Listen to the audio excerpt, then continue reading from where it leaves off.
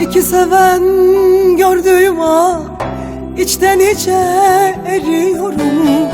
İki seven gördüğüm an içten içe eriyorum. Mazideki o günlere gözüm yaşlı dalıyorum. Gözüm yaşlı dalıyorum. Mazideki o günlere gözüm yaşlı dalıyorum. Gözüm yaşlı dalıyorum.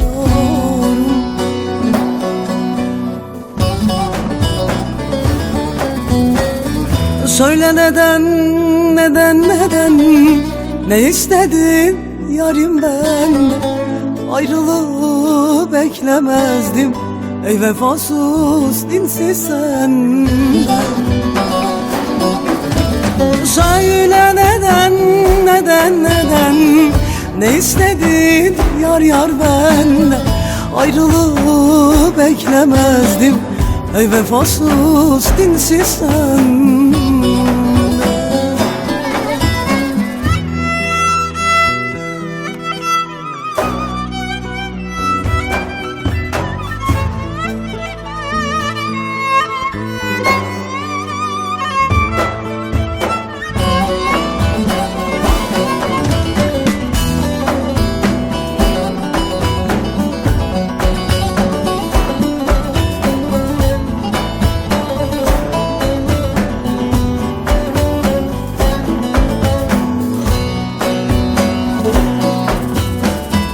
Dalımızı kopardın sen, sevdamızı bitirdin sen. Dalımızı kopardın sen, sevdamızı bitirdin sen.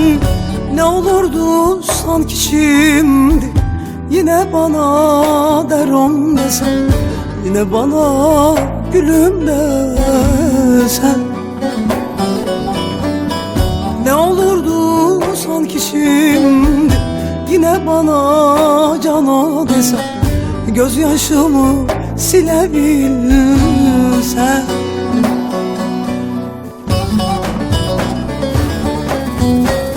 Söyle neden